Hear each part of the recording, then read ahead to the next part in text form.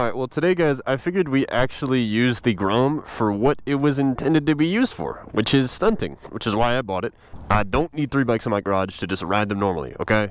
I have a sport touring, I have a super sport, and I have a stunting bike in the Grom. And we are back in the place where I was teaching my girlfriend. Great parking lot, right? I tell you what.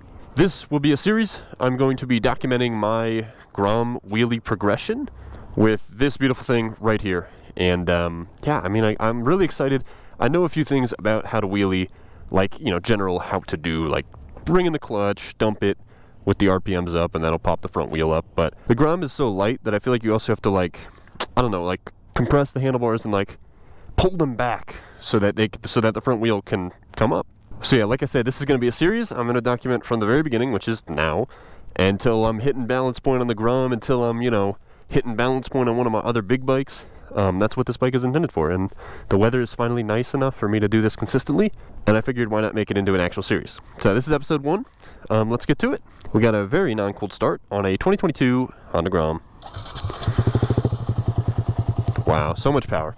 Alright, so some of the videos I kind of saw online was basically you want to be about, I don't know, like 3 to 10 miles an hour on the Grom. In first gear, obviously the Grom does not have enough power to do anything outside of first gear. And then you want to get the RPMs up to, like, I don't know, 7 or 8 maybe, to bring it back. I'm going to start lower than that just to see it pop up. And also we're on a downhill, which makes it more difficult to get the wheel up, just because, you know, gravity wants to bring that front wheel back down, as opposed to going on an uphill where it's going to be easier to come up. So where the one finger clutch comes in use, because, you know, you can keep most of your hand on that handlebar while you pull in the clutch, and you just dump it. Just dump it like that. I can't lie, guys, I'm kind of nervous. I'm happy that if I do crash, I'm going to get it on film, which is kind of nice, but I'm a little nervous, so we're gonna take it slow. Like I said, this is documenting my progress from start to finish. So let's get to it. All right, so it said like 3 to 5 mile an hour. Oh yeah, no, we can feel a little jolt there. The wheel definitely comes up. Look, I'm already doing pow-pows. I think half of it is also building up the courage to get the wheel up a bit more, you know what I mean? Like to add more RPMs. A little pow-pows, you know, that's how you start out, right? I've also kind of been told that it's almost like a forearm workout too, because you gotta like pull the whole weight of the bike up. And you know, usually the front wheel should pop up normally, but because the Grom is so light, it's just kind of hard for it to do that. It needs some assistance from your body. You gotta throw yourself forward and throw yourself back. All right, so now we're going uphill, so it should be easier to wheelie, so I need less RPMs. I'm happy I'm doing pow-pows, you know? Like, at least getting the front wheel up is good. That was pretty good. That wasn't bad. Now, I should mention, guys, I have no previous experience whatsoever wheeling anything. So this is a first time, after doing some research, of course, but still, first time. I feel like I'm leaning over the bike too much, too. But it's definitely easier to pop up. I definitely need less RPMs to pop it up going uphill than I do downhill. I watched Brian636's video on how to do this, and he was talking about if you're afraid of balance point, you're never going to get it. And I think he's right. The problem is that my first time wheeling a bike that I've paid money for is a bit nerve-wracking. I don't really want to drop it or loop it, especially considering I have no gear on, and I also kind of don't have frame sliders. Alright, that one wasn't bad. The bike commands respect, I tell you that, and even a little Grom commands a little bit of respect. Yeah, no, literally all I'm doing, guys, is I'm pulling in the clutch. I'm rolling first, so I'm getting started about 3 to 10 miles an hour. And then I'm pulling in the clutch, revving the RPMs up, and dumping the clutch. That will allow your front wheel to pop up, and like I said, it's going to be way easier going uphill than it is downhill, meaning you'll need less RPM to pop it up. So we'll get rolling, and the wheel pops up. Not enough RPM, but at least it's popping up. And the other thing, guys, you know, your friend is the rear brake right down there.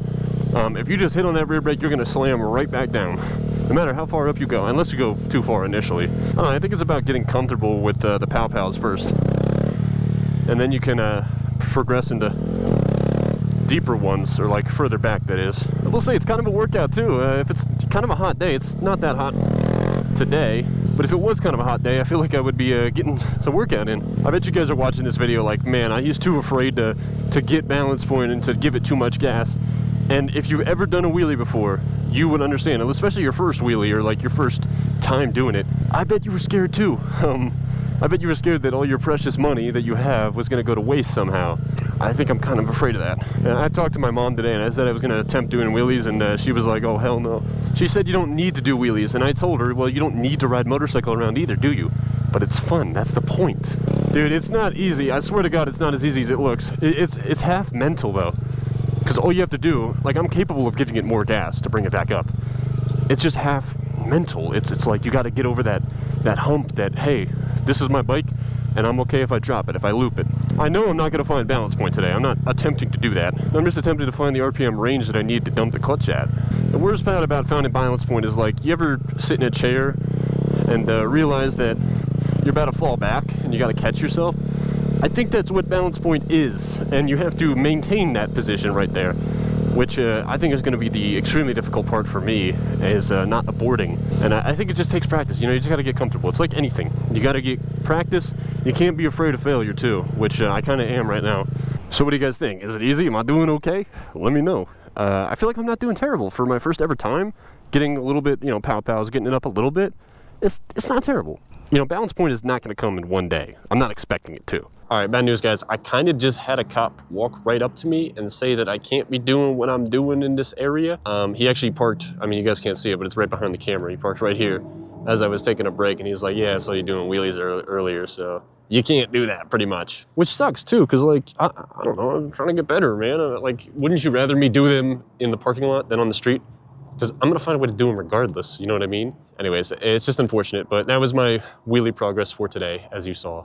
Listen, man, I promise you, wheeling is really not that hard, all right? And any of us can really do it, I think. It just takes practice, like anything. Like, all you got to do is pull in that clutch, dump it, literally like that, just let go.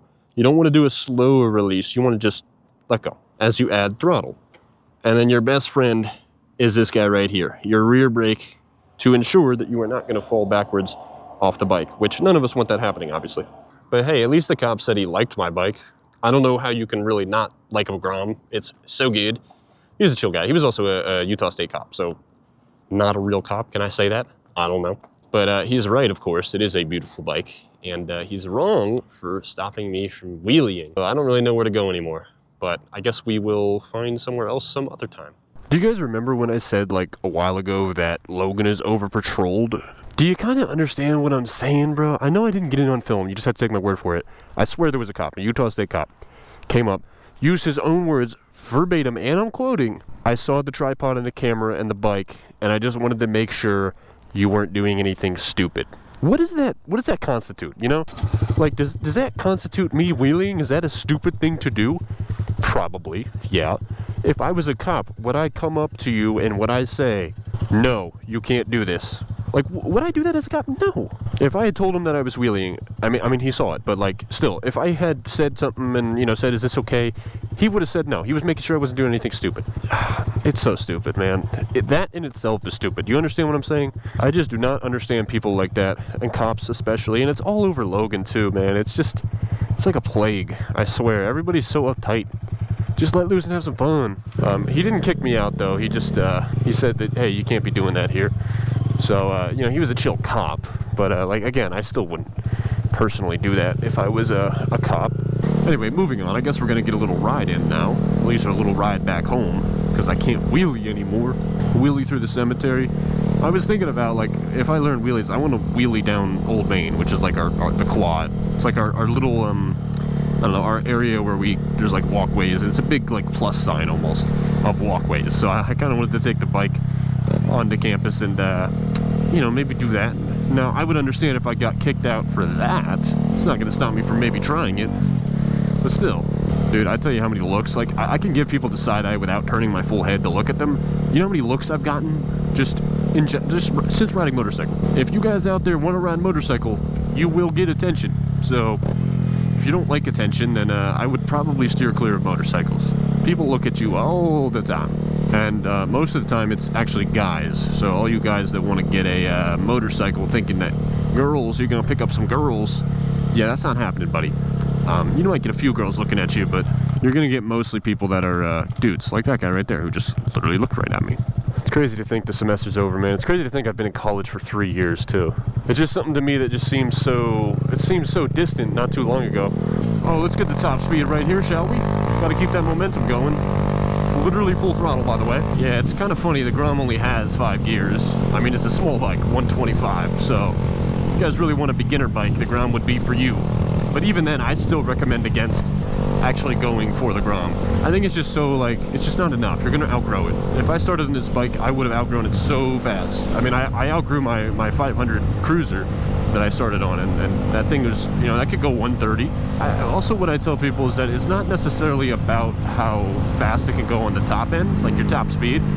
It's more so about the acceleration to get up to whatever speed you want to get up to. Because I tell you what, on my R6, I have not gone 170 or 165, whatever it can go, but it can get to my speed limit really, really quickly, which I love. But guys, I am still committed to actually making the Wheelie series, as long as I'm actually allowed to stay in the parking lot that I'm wheeling in. But hey, the plan's to make bank this summer, because I'm working full time. And kind of what I want to do is probably sell the 650 and pick up, maybe, I was looking at R7s, man. R7s are, I just want something with some technology. Although I understand that, you know, the Yamaha R7 is kind of dated for how new it is compared to other sport bikes in that same category. But I really like the look of Yamaha. I think it is one of the sexiest bikes, the sleekest looking bikes. You know how many parking lots I've actually been kicked out of in my life, man? I've been kicked out of so many. In Logan, I've been kicked out of 3. I've been kicked out of the Walmart parking lot, the one I just got kicked out of, which is the USU parking lot, the Costco parking lot as well, because I just can't catch a break, can I? That's just in Logan alone, man. I've been kicked out of, like, I don't know, maybe 2 or 3 parking lots just on the California trip that we went on. I don't know why people care so much, man. I'm just using your parking lot. I'm not harming anybody apart from maybe noise pollution, which I guess I understand because this bike is abnormally loud. But the 650 that I had in California has a stock exhaust. I don't know why they cared so much about that one. I mean, you guys saw the video where I got the ticket. It's like, yeah, sure. Was I doing something wrong? Maybe. I don't understand why I couldn't park there, especially since there's a million other empty slots and empty parking lots. But no, they just had to critique me, I guess. They had to go and see that I parked horizontally and took up 3 spots instead of 1. With a trailer, by the way. Like, what do you do when a bus comes, right? I'm sure it parks horizontally and takes up more spots, doesn't it? And back the Grom goes, where it belongs. This is where I keep it, actually. And then I just tie it up with a, what are these called? Bike lock? Yeah. But thank you guys so much for watching. I love you so much, and I'll catch you in the next one.